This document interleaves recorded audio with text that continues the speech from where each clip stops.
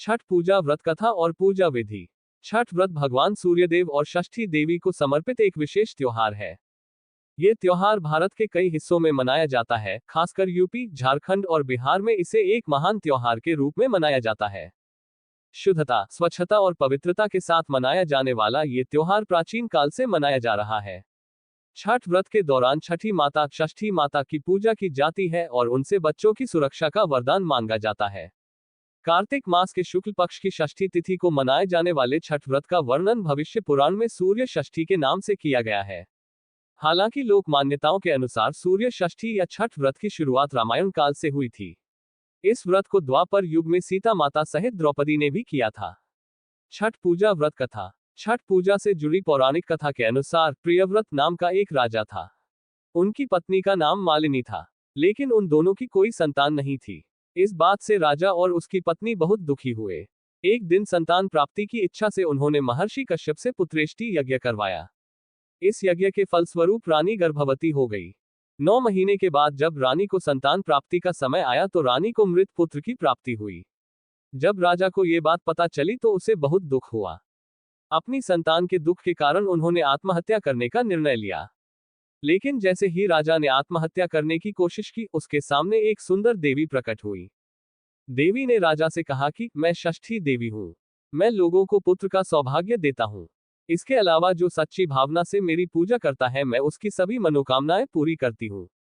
यदि तुम मेरी आराधना करोगे तो मैं तुम्हें पुत्र रत्न दूंगी। देवी की बातों से प्रभावित होकर राजा ने उनकी आज्ञा का पालन किया। राजा और उनकी पत्नी ने कार्तिक शुक्ल की षष्ठी तिथि को पूरे विधि विधान से देवी षष्ठी की पूजा की। इस पूजा के फलस्वरूप उन्हें एक सुंदर पुत्र की प्राप्ति हुई। तभी से छठ का पावन पर्व मनाया जाने लगा। छठ व्रत के संदर्भ में एक अन्य कथा के अनुसार जब पांडव अपना सारा राजपाट जुए में हार गए तो द्रौपदी ने छठ व्रत रखा। इस व्रत के प्रभाव से उनकी मनोकामनाएं पूरी हुई और पांडवों को राज्य वापस मिल गया। छठ पूजा का महत्व। भगवान सूर्य, जिन्हें आदित्य के नाम से भी जाना जाता है, वास्तव में एकमात्र दृश्यमान देवता है।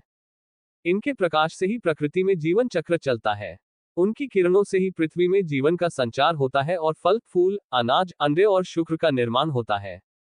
ये वर्षा को आकर्षित करता है और मौसमी चक्र को चलाता है। भक्तिपूर्ण भक्ति और पूजा भगवान सूर्य के असीम आशीर्वाद के लिए उनके प्रति कृतज्ञता दर्शाती है।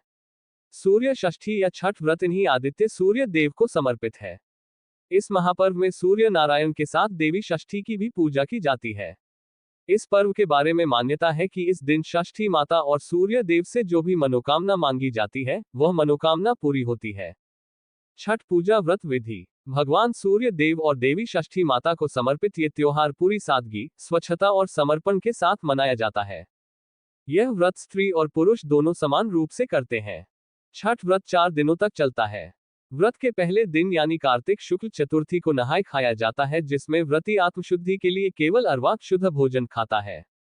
कार्तिक शुक्ल पंचमी के दिन लोहंडा और खरना किया जाता है, यानी स्नान करके पूजा पाठ करने के बाद शाम को गुड़ और नए चावल से खीर बनाई जाती है। फल और मिठाई से छठी माता की पूजा की जाती है, फिर भोग लगाया जाता है। व्रत करने वाली कुंवारी कन्याओं और ब्राह्मणों को भी ऐसा ही किया जाता है। खीर को प्रसाद के रूप में खाया जाता है। कार्तिक शुक्ल षष्ठी के दिन घर में शुद्धता और पवित्रता के साथ उत्तम पकवान बनाए जाते हैं। शाम के समय बर्तनों को बांस की बड़ी बड़ी शाखाओं में भरकर जलाशय यानी नदी, तालाब, झील के पास ले जाया जाता है। इन जलाशयों में ईख के घर बनाए जाते हैं और उन पर दीपक जलाए जाते हैं। व्रत करने वाले जल से स्नान करके इन शाखाओं को उठाते हैं और डूबते सूर्य और षष्ठी माता को अर्घ्य देते हैं। सूर्यास्त के बाद लोग अपने घरों को लौट जाते हैं। पूरी रात जागरण किया जाता है। कार्तिक शुक्ल सप्तमी के दिन सुबह ब्रह्म मुहूर्त में शाम की तरह लोग शाखाओं को पकवान, नारियल, केले और मिठाइयों से भरकर नदी के तट पर इकट्ठा होते हैं। व्रत रखने वाले लोग सुबह उगते सूर्य को अर्घ्य देते हैं। अंकुरित चने हाथ में लेकर षष्ठी व्रत करने की कथा कही और सुनी जाती है। कथा के बाद प्रसाद बांटा जाता है और फिर सभी लोग अपने अपने घर लौट जाते हैं। व्रती इस दिन पारण करते हैं।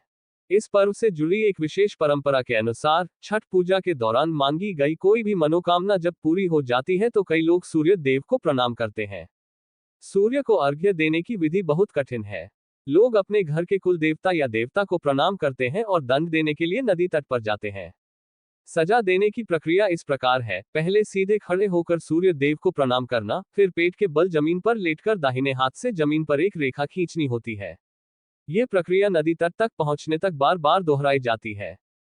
छठ पूजा का व्रत करने वाले व्यक्ति को कई सख्त नियमों का पालन करना पड़ता है, जैसे इसमें साफ सुथरे और नए कपड़े पहने जाते हैं जिनमें सिलाई नहीं होती है। महिलाएं साड़ी और पुरुष धोती पहन सकते हैं।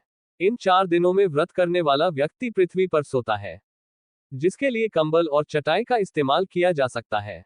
इन दिनों घर घर में प्याज, लहसुन एवं मांस का प्रयोग वर्जित है। छठ पूजा की शुभकामनाएं।